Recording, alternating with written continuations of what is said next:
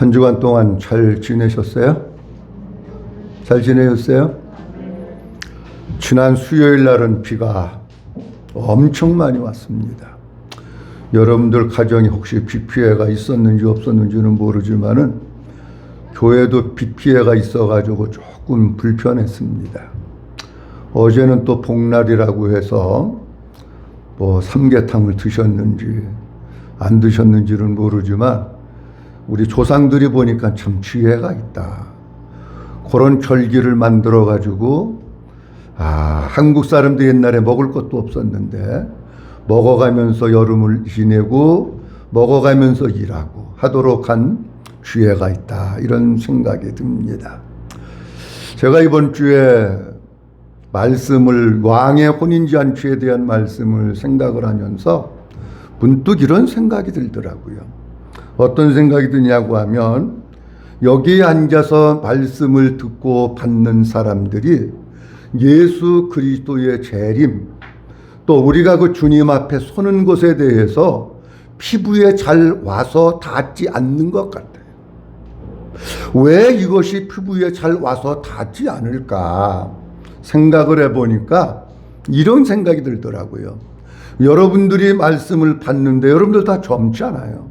그러니까 어떤 생각을 하느냐고 하면 우리가 살고 있는 세상이 지금 너무 살기 좋은 세상이에요, 사실은. 그러니까 우리 주님이 오신다고 하는 것을 100년 이후, 200년 이후, 한 500년 이후 이렇게 멀리 생각하는 것 같아요. 그냥 멀리 생각을 하다가 보니까 주님 맞을 준비를 해야 된다. 그 앞에 서서 우리가 그동안 하나님 앞에 어떻게 섬기고 어떻게 충성했는지 결산해야 된다. 이런 것이 마음에 와서 닿지 않는 것 같아요. 근데 여러분, 우리가 지금 성경을 통해서 볼 것 같으면은 예수님은 종말에 대해서 이렇게 말씀을 하십니다. 마지막 때가 되면 사람들이 노아의 때와 같고 소돔과 고모라 때와 같을 것이다. 그 노아의 때와 같고 소돔과 고모라 때와 같은 때는 어떤 때냐고 하면 먹고 마시고 취하고 놀러가고 시집가고 장가가고 육신의 쾌락과 육신의 일에 파묻혀서 사는 것. 그러니까 이들의 삶의 관심은 뭐냐고 하면 온통 육신적인 것에만 관심이 있고 영적인 것, 주님에게 대해서는 관심이 없는 그런 시대가 노아의 때와 같고 소돔과 고모라 때와 같은 시대입니다. 근데 요즘 살고 있는 사람들의 모습을 보면은요, 진짜 그 시대와 같은 삶을 살아가고 있다. 결혼식장마다 1년 전에 예약을 해야 되고요. 지난주에 감차례가 있었는데 저기 어디 식당이 있다고 그래서 갔는데 식당이 차가 만차에 차 댈 데가 없어요. 발레해 주시는 분들이 있는데 발레해 주시는 분들도 차를 받아가지고 어디다 놔야 될지를 모르는 그렇게 사람들이 많이 오더라고요. 무슨 코로나라고 마스크 쓰라고 그래도 식당 들어가 보면 다 마스크 벗고 얘기하고 밥 먹고, 아니 바깥에는 코로나가 있고 식당 안에는 코로나 없습니까 여러분? 그런데 보면은요, 우리가 살고 있는 시대에 많이 발달한 문화가 음식 문화입니다. 대한민국 웬만한 식당은요, 가보면은 사람들이 얼마나 많으죠. 그런데 취해서 살다가 갑자기 하늘에서 유황불이 내려오고 갑자기 노아 방주의 문은 닫히고 갑자기 땅이 홍수로 심판되어 가지고 다 멸망한 거예요. 그러니까 우리 주님은 뭐라고 말씀하시고 있느냐고 하면 우리가 관심을 자꾸 육적인 것에 관심을 갖지 말고 영적인 일에 관심을 갖고 주님 앞에 서는 일에 관심을 갖고 그 일을 준비하면서 살아야 된다는 거예요. 왜 그러냐고 할 것 같으면은 우리가 예측하고 있는 그때의 주님이 오시는 게 아니고 살기 좋다, 참 평안하다, 그럴 때 도적과 같이 주님은 갑자기 오신다는 거예요. 여러분, 이 얘기는 다른 말로 얘기하면 우리의 죽음과도 연관이 돼 있는 거예요. 여러분, 우리가 이 땅에서 살다가 얼마나 살다가 이 세상을 떠나고 죽을지는 아무도 모릅니다. 제가 앞으로 20년을 더 살지 10년을 더 살지 저는 몰라요. 여러분들도 앞으로 10년을 더 살지 5년을 더 살지, 아유 목사님 그래도 목사님보다 우리가 훨씬 젊은데 50년을 더 살지 아무도 모르는 거예요. 오늘 저녁이라도 주님이 우리를 오라고 하시면 갈 수밖에 없는 거예요. 그러니까 우리는 언제 주님이 오실지 모르고 언제 주님이 우리를 부르실지 모르기 때문에 우리는 날마다 그분 앞에 설 준비를 하면서 살아가야 된다라고 하는 겁니다. 그런데 주님 오실 날이 우리가 생각하는 것보다, 여러분들이 어떻게 생각하는지 모르지만 생각하는 것보다 훨씬 더 앞당겨질 수 있다고 하는 성경적인 징조들이 계속 지금 나타나고 있어요. 요한계시록 6장에 볼 것 같으면 주님이 이런 말씀을 하십니다.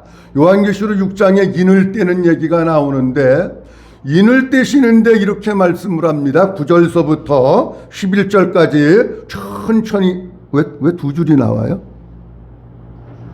9절서부터 11절까지 천천히 한번 봅니다. 다섯째 인을 시작. 다섯째 인을 떼실 때에 내가 보니 하나님의 말씀과 그들이 가진 증거로 말미암아 죽임을 당한 영혼들이 제단 아래에 있어 큰 소리로 불러 이르되 거룩하고 참되신 대주제여 땅에 거하는 자들을 심판하여 우리 피를 갚아주지 아니하시기를 어느 때까지 하시려 하나이까 하니 각각 그들에게 흰 두루마기를 주시며 이르시되 아직 잠시 동안 쉬되 그들의 동무 종들과 형제들도 자기처럼 죽임을 당하여 그 수가 차기까지 하라 하시더라. 아멘.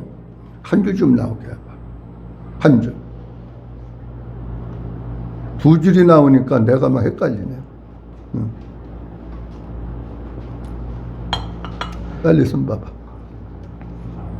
왜 갑자기 두 줄이 나와요?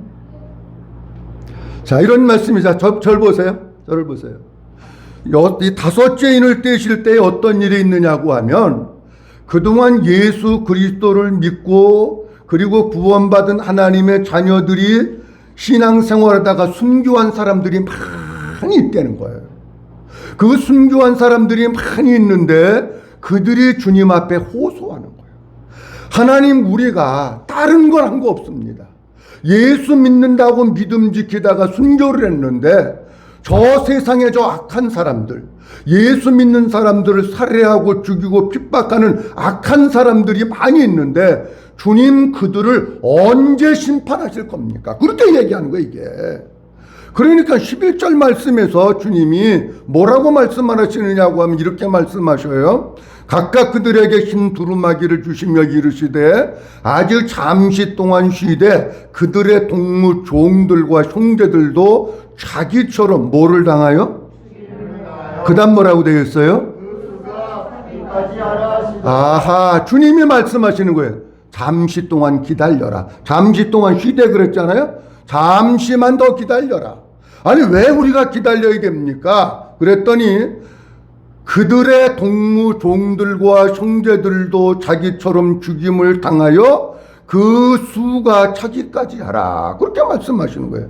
그러니까 주님은 이 세상에 우리는 알지 못하지만 순교자의 숫자가 차면은 하나님께서 저들을 심판하신다는 거예요. 그러면은 순교자의 수가 천대고 하는 것은 무슨 얘기냐고 하면은 이 땅에 순교하는 사람들이 계속해서 늘어나야 된다는 얘기잖아요. 그 대한민국에 살고 있는 사람들은 이게 마음에 안 와닿는 거야. 여러분, 지금 전 세계 인구가 얼마인지 잘 모르시죠? 우리나라 너무 좋은 나라예요. 제가 어제 저녁에 전 세계 인구수 딱 치니까는요, 실시간으로 인구수가 감소되고 증가되는 게 실시간으로 나오더라고요. 전 세계 인구가 97만 6천만 명입니다. 97억 6천만 명. 97만이 아니고 97억 6천만 명. 그러니까 뭐 한 달이 될지는 모르지만은 조금 있으면 그 80억 인구가 되는 거예요. 지금 97억 6천만 명이니까. 그런데 금주의 기독교 뉴스 가운데 이런 뉴스가 하나 나왔습니다. 전 세계에 흩어져서 뭐 중국도 마찬가지고 북한도 마찬가지고 중동도 마찬가지고 뭐 전 세계에 흩어져서 예수 믿는 사람들이 많습니다. 그런데 그 중에서 3억 6천만 명이, 몇 명이? 3억 6천만 명이 지금 극심한 핍박을 당하고 있고 박해를 당하고 있는 거예요. 3억 6천만 명이 핍박을 당하고 박해를 당하면서 2시간에 한 명씩 살해가 되고 있습니다. 지금 이 통계가 나온 거예요. 엊그저께 나온 통계예요. 2시간에 한 명씩 순교를 당했는데 한 달이면 360명이 죽는 거예요. 1년이면은 4,320명이 1년에 예수 믿는다고 하는 것 때문에 죽는 겁니다. 그런데 지금은 2시간에 한 명이지만 시대가 그러면 어떻게 바뀌느냐고 하면 1시간에 한 명으로 바뀝니다. 왜냐고 할 것 같으면 주님의 오심이 가까우면 가까울수록 더 극심한 핍박과 박해가 이 땅에 있고 예수 이름 때문에 죽는 사람들이 더 많이 늘어나는 거예요. 그러니까 지금은 2시간에 한 명씩 순교를 당하지만 앞으로 시간이 가면서 1시간 40분에 한 명, 1시간 30분에 한 명, 1시간 20분에 한 명, 1시간에 한 명 이렇게 사람들이 계속해서 죽는 거예요. 우리는 1년에 지금 현재 4,320명이 순교를 당한다 그러면은 우리의 마음에 별 안 와서다요. 근데 여러분 보세요. 천하보다도 귀한 생명이, 천하보다도 귀한 영혼이 2시간에 한 명씩 순교를 당하고 그것도 예수 믿는다고 하는 것 때문에 1년에 4,320명이 죽는다고 하는 것은요 엄청난 숫자가 지금 순교를 당하고 있는 거예요. 어떻게 보면 우리들은 대한민국이라고 하는 곳에서 살면서 너무 평안하게 예수를 믿는 거예요. 근데 너무 평안하게 예수 믿을 때는 뭐 하는 때냐? 진짜 열심히 우리의 믿음의 끈을 졸라매고 하나님의 전신갑주를 입고 무장해야 될 때. 왜 무장하느냐? 우리에게도 그런 박해가 오면은 순교할 수 있는 믿음이 있어야 그 사람이 살아남는 사람이기 때문에 이런 때 우리가 무장을 해야 된다라고 하는 겁니다. 자, 오늘 요한계시록 19장에 있는 말씀 봤는데요. 6월 달에 왕의 혼인잔치, 어린 양의 혼인잔치에 대해서 말씀을 드리다가 7월 달이 된 거예요. 7월 첫째 주가 맥주감사주일이고 그 다음 지난주 2주까지 뭐에 대한 말씀을 드렸느냐고 하면 맥주절을 우리가 어떻게 지켜야 되느냐, 왜 맥주감사절을 지켜야 되느냐 하는 것을 2주 동안 말씀을 드리다가 보니까 말씀의 흐름이 끊어져 버린 거예요. 그래서 이거를 다시 읽는 게 어려운 거더라고요, 보니까. 그래서 앞으로는 말씀을 이렇게 전에다가 절기가 와도 그냥 계속해서 이어나가는 것도 좋은 방법이겠다. 그런 생각이 들어요. 다 잃어버리셨겠지만 두 가지만 말씀드리면 이겁니다. 하나는 우리 보고 주님은 뭐라고 말씀하시고 있느냐고 하면 어린 양의 신부라고 하셔요. 한번 따라합니다. 나는 어린 양의 신부입니다. 나는 누구라고요? 어린 양의 신부예요. 어린 양의 신부라고 하는 말 속에는 두 가지 의미가 있습니다. 하나는 내가 어디에 살든지 어디에 있든지 무엇을 하든지 어린 양의 신부라고 하는 정체성을 가지고 살려는 거예요. 여러분들이 세상에 가든지 회식 자리에 가든지 미팅을 하든지 뭐를 하든지 간에 내가 어린 양의 신부라고 하는 정체성을 가지고 살려는 거예요. 또 하나의 의미는 뭐냐고 할 것 같으면 어린 양의 신부라고 하는 의미를 잘 아셔야 돼요. 우리 예수님은 이 땅에 어린 양으로 오셨어요. 요한은 말씀합니다. 보라 하나님의 어린 양이로다. 세상 죄를 지고 가는 하나님의 어린 양이라고 합니다. 어린 양은 뭐냐고 하면 십자가에서 죄를 담당하기 위해서 죽으시기 위해서 오신 양이 어린 양이에요. 무슨 얘기냐? 예수님이 저와 여러분들을 구원하시기 위해서 우리의 모든 죄를 담당하시고 십자가에서 피 흘려 죽으시고 그리고 부활하심으로 우리의 모든 죄의 대가를 청산하셔서 우리가 구원받은 거예요. 우리가 구원받은 것은 공짜가 아니고 예수님의 죽으심, 예수님의 피값을 주고 구원받은 고귀한 존재라고 하는 것을 우리가 깨달아야 된다는 거예요. 그 다음에 또 하나 뭘 말씀드렸느냐고 하면 그 주님을 맞을 준비를 하는 신부가 되어야 돼요. 오늘 본문 말씀 그 신부가 준비되었다 그렇게 말씀합니다. 그러면 신부 맞을 준비, 신랑 맞을 준비를 한다고 하는 것이 많이 있지만 그 가운데 제가 한 가지 말씀드렸어요. 뭐냐고 하면은요, 가정에서 남편과 아내는 서로 맞추면서 사는 거예요. 서로 맞추는 거야. 일방적으로 아내가 남편에게 맞추는 것도 아니고 남편이 아내에게 맞추는 것도 아니에요. 부부가 사는 것은 아내도 남편에게 맞추고 남편도 아내에게 맞추고. 이해가 되셨으면 아멘. 근데 얘기 들어보면 다 사람들이 뭐라 그러면 우리 신랑이 나한테 안 맞춰준다는 거야. 신랑한테 물어보면 뭐라 그러는 줄 알아요? 우리 마누라가 나한테 안 맞춰준대. 이해가 되겠어요? 그러니까 우리는 이 세상에서 부부로 사는 것은 서로 맞춰줘야 돼. 나도 남편에게 맞춰주고 남편은 아내에게 맞춰주고 되는 거예요. 근데 이건 육적인 원리고 영적인 원리는 뭐냐고 할 것 같으면 한번 따라합니다. 내가 주님께 맞춰야 합니다. 믿어주시면 하면 내가 주님께 맞춰. 그 훈련을 여기 있으면서 하는 거예요.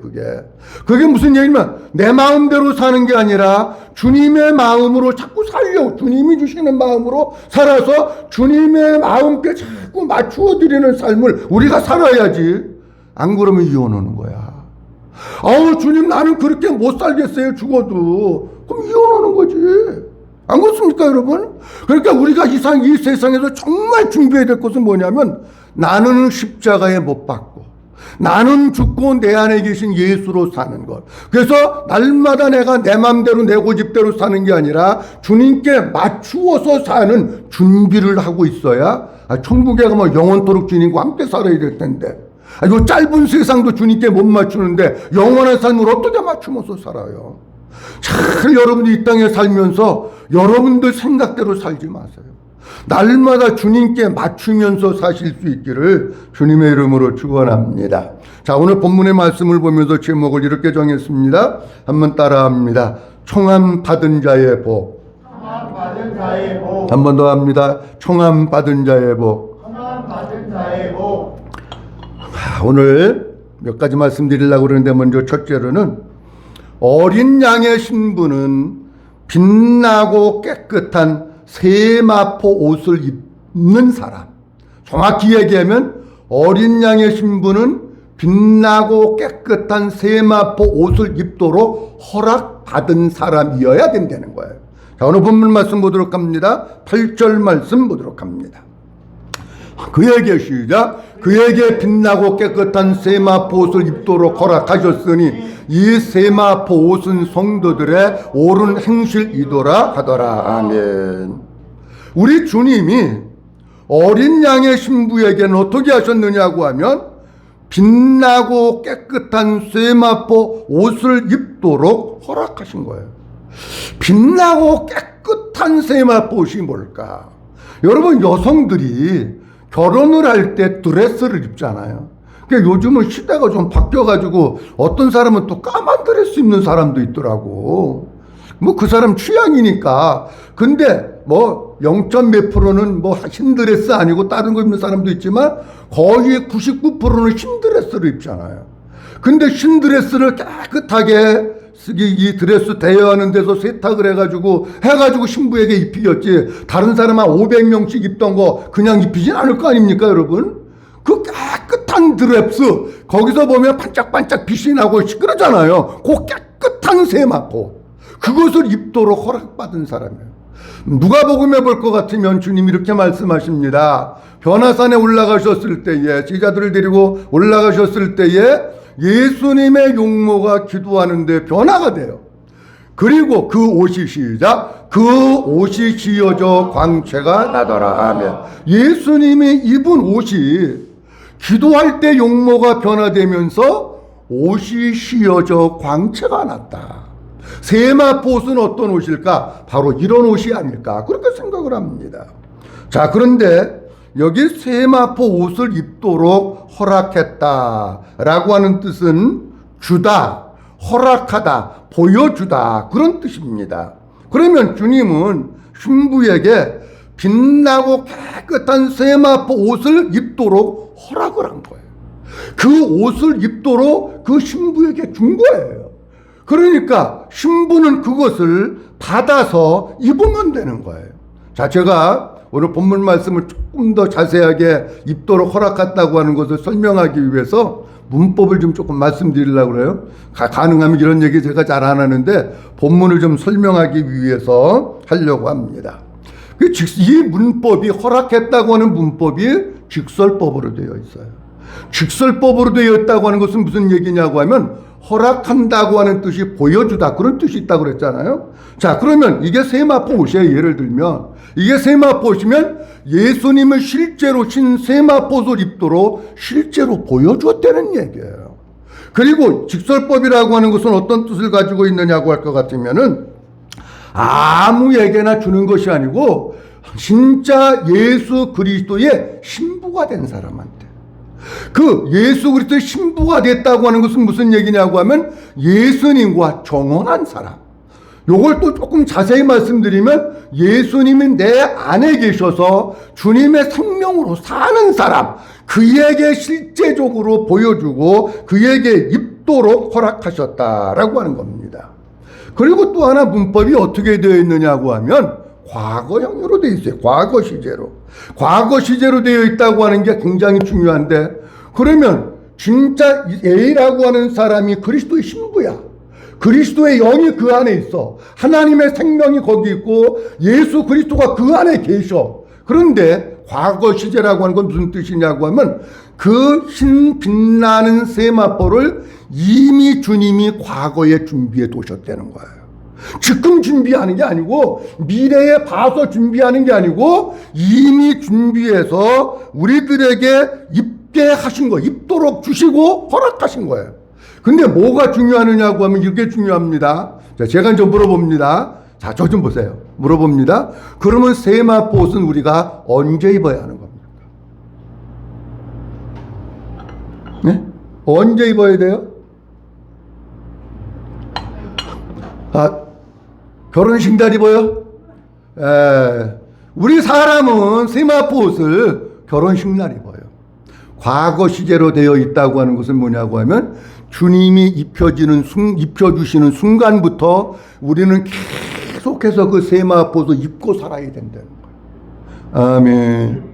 그러니까 잘 보세요. 여러분들 남자들이 예비군 훈련 받으러 가가지고 예비군 옷을 입으면은요, 사장님이고 과장님이고 무슨 뭐 누구고 박사님이고 교수님이고 다 똑같아. 그런데 그 하얀 넥타이에 와이셔츠 딱 메고 와이셔츠 입고 양복 딱 입고 가면은요, 이 옷이 더럽혀질까봐 아무데나 안 앉아요. 안 그렇습니까, 여러분? 우리가 날마다 지금 내가 무슨 생각을 가지고 사셔야 되면 나는 지금 예수님의 신부다. 어린 양의 신부인데 그 신부인 나를 우리 주님이 세마포, 빛나고 깨끗한 세마포를 나에게 주셔서 내가 지금 입고 있다. 그러니까 우리는 매 순간을 살아나가면서 이 세마포옷이 더러워지지 않도록 그러한 거룩한 삶을 살아가는 거예요. 그리고 수동태로 되어 있는데, 문법이 수동태로 되어 있다고 하는 것은 우리 주님이 아무한테나 세마포를 준다는 게 아니에요. 예수님 뭐 손들고 뭐 저요 나도 하나 주세요, 나도 하나 주세요, 그랬다고 세마포를 주는 게 아니라는 거예요. 진짜 주님이 세마포옷을 우리 주님이 주시는데 누구에게? 앞서 말씀드린 대로 예수 그리스도와 정언하고 믿음으로 살고 예수님께 붙어서 있고 예수님의 생명으로 사는 바로 그 사람에게 우리 주님이 주신, 그게 수동태예요. 아무한 여러분들이 달라고 뗐어도 여러분 속에 예수님 없으면 안 주시는 거예요. 그러니까 우리가 입도록 허락했다고 하는 것이 얼마나 중요한 얘기인지 몰라. 사랑하는 성도 여러분, 여러분들의 믿음을 다시 한번 잘 점검을 해보시고, 나는 지금 주님의 신부인가? 내 속에 진짜 주님이 있어서 나는 주님으로 사는가? 우리 주님이 나에게 세마포옷을 입혀주셨는가? 근데 세마포옷을 착각하지만 교회 와서 한 번 입고 벗어났다가 세상에선 여러분들의 마음대로 아무거나 죄 다 묻히고 그렇게 사는 게 아니라, 이 세마포옷은 과거 시제로 되어 있기 때문에 입혀주시는 순간부터 계속해서 입고 다니는 거예요. 근데 이렇게 말씀하고 있어요. 오늘 그 요한계시록 19장 8절만 말씀해 볼 것 같으면 이렇게 말씀하고 있습니다. 세마포옷을 그에게 빛나고 깨끗한 옷을 입도록 허락하셨으니 이 세마포 옷은, 그 다음 읽어봅니다. 시작. 성도들의 옳은 행실이로다 하더라. 세마포 옷이 뭐냐, 그런 얘기예요. 눈치가 빠른 분들은 조금, 아까 제가 이 세마포 항상 입고 다니기 때문에 더러운 게 묻지 않도록 조심해야 된다고 말씀드렸는데, 성도들의 옳은 행실이 세마포십니다. 우리가 예수 그리스도를 믿는 그 순간부터, 이 속에 하나님의 생명이 있는 그 순간부터 우리는 어떻게 살아야 되는 사람이냐고 하면 옳은 행실의 삶을 살아야 되는 사람. 여기 옳은 행실이라고 하는 것은 어떤 뜻이냐고 하면 규법, 예법이라고 하는 뜻입니다. 그렇다고 할 것 같으면 이런 얘기입니다. 우리가 잘 모르는 사람들이 이렇게 얘기해요. 나 구원받았어, 끝났어, 이러는 사람이 있어요. 사형리 한번 해가지고 뭐 예수님 영접하고 따라해라 그러고 아멘하고 당신 구원받았습니다 그러면 할렐루야 구원받았습니다 그러면 끝나는 겁니까? 아니에요. 규법, 예법이라고 하는 것은 무슨 뜻이냐고 하면 우리가 예수 그리스도를 구주로 영접해서 하나님의 생명이 나에게 있고 내가 주님의 사람이 되면 그때부터 내 마음대로 살면 안 된다는 거예요. 하나님께서 살라고 말씀하신 그 규례와 법도를 따라서 살아야 되는 거예요. 쉽게 예를 들면 이런 말씀입니다. 고등학교 3학년 학생이 열심히 입시 준비를 했습니다. 그래가지고 시험을 봐서 좋은 점수가 나와서 내가 원하는 대학에 들어갔습니다. 그럼 물어봅니다. 좋은 대학에 들어가면 끝난 겁니까? 아닙니다.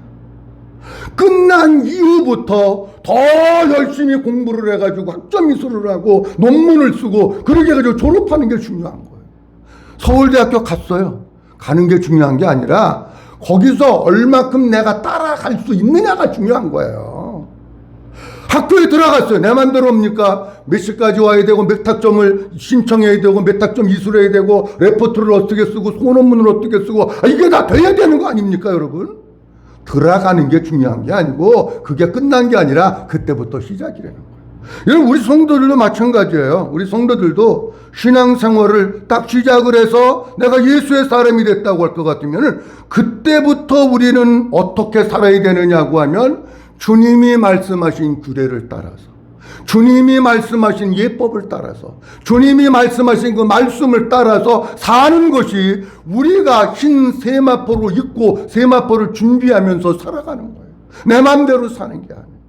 자, 우리가 구원하면 사람들이 오해를 합니다. 구원에는 크게 세 가지가 있습니다. 한번 따라합니다. 영혼 구원, 성화 구원, 영혼 구원. 이게 세 가지가 있습니다. 근데 우리는 뭐만 생각하느냐고 하면 예수님 영접해서 나 하나님의 자녀 됐대. 그건 영혼 구원이라 그러는 거예요. 그거는 뭐냐고 하면 이제 한 발짝 요렇게 내디딘 거야. 애기를 위하면 응행 그리고 나온 거야. 끝난 게 아니에요. 그럼 얘가 자라서 결혼하려면 잘 자라가지고 나이가 차고 이렇게 결혼하는 거 아닙니까? 그런데 우리는 이거를 잘못 가리키는 이단들도 있어요. 여러분 혹시 들어보셨는지 모르지만 구원파라고 있는데 구원파는 뭐라 그러냐고 하면 내가 구원받았으면 끝났다는 거예요. 내 마음대로 아무렇게나 살아도 된다는 거예요. 맞아요? 들려요? 안 맞습니다. 여러분 속아는 뭐 하지 마십시오.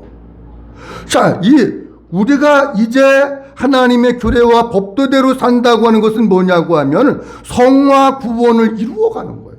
그 성화 구원을 이루어가는 성숙된 그리스도인이 되어가는 예수님 닮아가는 그런 뜻이에요. 그 삶의 규례를 어떻게 정하느냐고 할 것 같으면 하나님이 보시기에 기뻐하시는 일만 하는 거예요. 하나님이 보시기에 좋아하는 일만 하는 거예요.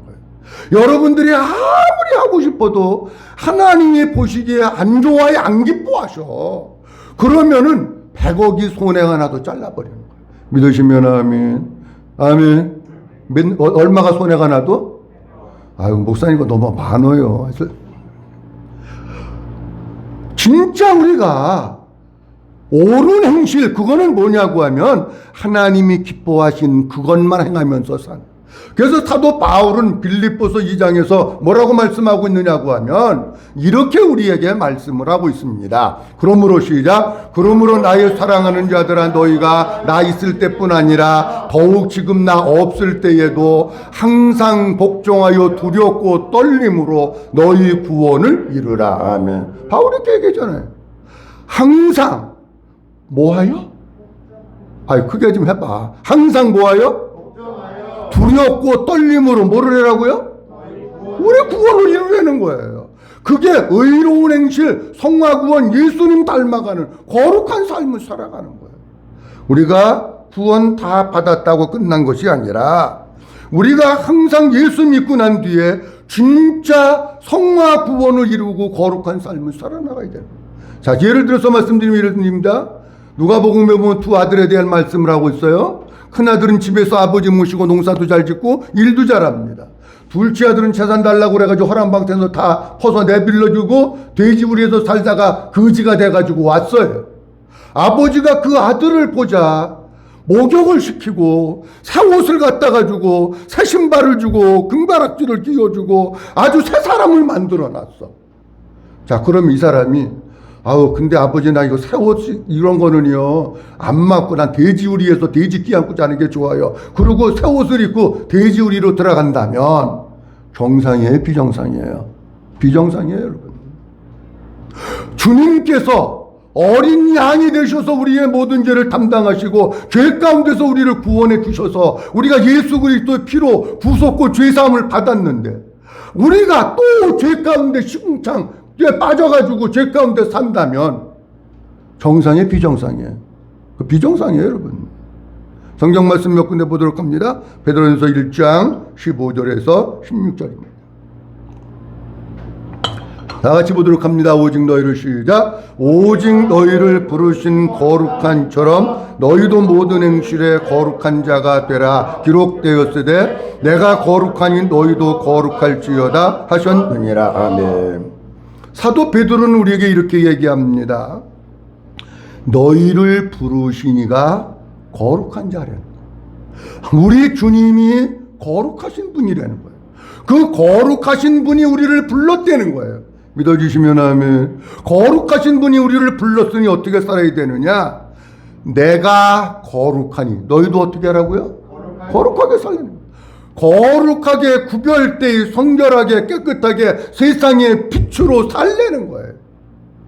출애굽기 28장 36절 37절 말씀에 보면 성막을 지우고 그리고 제사장들의 옷을 만드는 과정 가운데 이런 말씀을 하십니다. 너는 시작. 너는 또 순금으로 패를 만들어 도장을 새기는 법으로 그 위에 새기되 여호와께 성결이라 하고 그 패를 총색 끈으로 관 위에 매되 곧 관 전면에 있게 하라. 아멘. 무슨 얘기냐고 하면 이런 얘기예요. 제사장이 옷을 입습니다. 그리고 여기에 또 뭐 씁니다. 근데 여기에다가 뭐라고 쓰라고 했느냐고 하면 도장을 새기는 것 같이. 그러니까는 1000년이 지나도 변하지 않도록. 뭐라고 여기다가 쓰라고요? 한번 따라합니다. 여호와께 성결. 여호와께 성결이라고 쓰고 그것을 정중앙 전면 여기에다가 놓으라는 거예요. 여기에다가. 무슨 얘기입니까, 여러분? 제사장은 항상 하나님께 성결하게 살아야 돼요. 묘기에다가 두라고 하는 것은, 머리에다가 둘렀다고 하는 것은 이 뇌 속에 다른 것은 잊어버려도 여호와 앞에서 성결하게 살아야 된다고 하는 것은 절대로 잃어버리면 안 되고, 여기다가 새기고 또 새기고 새기고 또 새기고 여기다가 판에다 새겨 놓으라는 거예요. 그럼 목사님, 우리는 제사장 아닌데요? 사도 베드로는 베드로전서에서 우리는 왕 같은 제사장이요 그렇게 말씀합니다. 주님은 우리가 이 세상에서 어떻게 살아야 되느냐, 여기 뇌 속에다가 새겨 놓으라는 거예요. 여호와께 성결, 나는 하나님 앞에서 성결하게 살겠습니다. 이걸 새겨 놓고 죄악된 세상 따라가지 말고 물들지 말고 동화되지 말고 성결하고 깨끗하게 살아가는, 그게 의로운 행실이에요. 그게 세마포를 입는 거예요. 데살로니가전서 5장 22절 23절 한번 보도록 합니다. 악은 시작. 악은 어떤 모양이라도 버리라. 평강의 하나님이 친히 너희를 온전히 거룩하게 하시고 또 너희를 온 영과魂과 몸이 우리 주 예수 그리스도께서 강림하실 때에 흠 없게 보존되기를 원하노라. 아멘. 주님 재림에 관계된 거고 우리가 주님 앞에 서는 걸 이야기하는 거예요. 22절 말씀에 보면 이렇게 말씀하고 있습니다. 무엇은? 뭘 버리라고요? 어떤 모양이라도 버리는 거예요. 악한 거, 하나님이 안 좋아하시는 거, 하나님이 안 기뻐하시는 거, 하나님이 보장 안 해주시는 거, 그게 뭐가 됐든지 간에 다 버리라는 거예요. 그걸 버려야 우리가 어떻게 사느냐고 하면 23절 말씀에 보면 그걸 버려야 평강의 하나님이 친히 너희를 온전히 뭐하게 하시고? 거룩하게 하시고. 안 버리면 거룩하게 안 되는 거예요. 안 버리면 세마포옷이 더러워져서 벗어버리고 못 입는 거예요. 버려야 되는 거예요. 또 너희 온 영과 홈이 우리 주 예수 그리스도께서 뭐 하실 때에? 우리 주님 오실 때, 재림하실 때, 강림하실 때에 어떻게 보존된다고요? 흠없게 보존된다고 하는 것은 빛나고 쉬고 깨끗한 세마포에 오물이 하나도 묻지 않은 것을 얘기해요. 우리 아들이요, 직업상 매일 와 있었어. 그 누구 닮았는지 모르겠어. 갔다 와가지고 봐서 신와이사스에 뭐 요만한 모래도 하나 있으면은요, 그거를 귀엽고 빨든지 뭐해든지 해야 있잖아. 어저께도 새와이사스 입고 결혼식장 갔다 왔는데 한 번 딱 입은 거야, 사서. 근데 뭐가 묻었대나 더럽대나 엄마 보고 얘기해서 아침에 오니까 락스에다 담궈놨더라고. 왜 여기 새 건데 여기다 담궈놨으니까 뭐가 여기 뭐 묻었대나 어쨌대나. 그래요. 그런데 사람도요, 뭐가 묻으면 안 입어. 그래서 그걸 뭐 낙서에 담그든지 삶든지 뭐든지 해서 깨끗하게 해줬지 그냥 안 입어요. 흠과 티와 주름 잡힌 것이 없이 흠 없게 보존. 그게 세마포를 입고 살고, 그게 거룩하게 사는 것이고, 그게 의로운 행실로 사는 것이고, 그게 하나님의 규례와 법도를 따라 사는 것이고, 하나님 기뻐하시는 삶을 사는 사람들에게 그 세마포를 입을 수 있는 자격을 주시고, 그 세마포 입혀주시는 거예요. 자, 오늘 본문 말씀을 보면서 그 뒤에 말씀 못 드렸는데 다음 주에 또 드리기로 하고요. 진짜 우리가 노아의 때와 같은 시대에 살아도 육적인 곳에 자꾸 관심을 갖고 영적인 곳에는 관심 없이 사는 경우가 많이 있습니다. 주님은 우리에게 이미 혼인할 기약의 날이 가까웠다고 말씀하셨어요. 언젠진 몰라요. 그런데 시대가 돌아가는 것을 보니까 그리 멀지 않을 것 같아요. 근데 주님은 뭐라고 말씀하시고 있느냐고 하면 빛나고 깨끗한 세마포를 우리가 입어야 된대요. 여러분, 아무에게나 주는 거 아닙니다. 진짜 내가 예수님으로 살고 예수님과 함께 살고 그 안에 예수님이 있어서 주님의 신부가 된 사람 앞에 그에게 주어서 입게 하시는데 언제 입느냐? 결혼식 날 입는 게 아니고 일상의 삶 가운데서 그것을 우리는 매일매일 입고 사는 거예요. 옳은 행실이라고 하는 것은 뭐냐고 하면 규례, 법도 그것을 잘 지키는 거예요. 구원받은 것으로 끝나는 것이 아니고 구원받은 이후에 두렵고 떨림으로 너희 구원을 이루라고 말씀하셨는데 매 순간순간 주님으로 살아나가고 죄악된 세상에서 악은 모양이라도 버리고 우리 주님이 부르신 이가 거룩하신 분인데 거룩하신 분이 우리를 거룩하게 살라고 말씀하시고 아무쪼록 우리 성도님들 죄악된 세상에서 죄와 더불어서 살지 말고 우리 주님과 같이 동행하면서 주님을 본받으면서 날마다 주님과 함께하면서 죄악된 세상에서 거룩하고 성결하게 주님 닮은 자로 살아나가는 우리 모두가 될 수 있기를 주의 이름으로 축원합니다. 기도합니다. 하나님 아버지 은혜를 감사합니다. 오늘도 아버지 하나님께서 저희를 사랑해 주셔서 7월 세 번째 주일 주님 앞에 찾아나와 아버지 앞에 예비하며 영광 돌릴 수 있도록 은혜를 주신 것을 감사합니다. 하나님 아버지, 우리 주님 혼인 기약에 가까이 왔는데 빛나고 깨끗한 세마포 옷을 입도록 허락하셨으니 이는 성도들의 옳은 행실이라고 말씀하십니다. 하나님 아버지, 아무에게나 입혀주시는 것이 아니라 주님의 신부에게 세마포 옷을 입혀주시는데 우리가 이 세마포 옷을 입고 날마다 세상 가운데서 거룩하게 살게 하시고 순결하게 살게 하시고 성결하게 살아나가는 그리스도의 신부가 되어질 수 있도록 축복해 주시옵소서. 그래서 주님이 언제 오신다고 할지라도 거룩하고 순결한 모습으로 주님을 맞이하고 주님 앞에 서는 우리 모든 성도들 되도록 축복해 주시옵소서. 모든 영광 아버지께 올려드리옵고 주 예수 그리스도의 이름으로 기도하옵나이다. 아멘.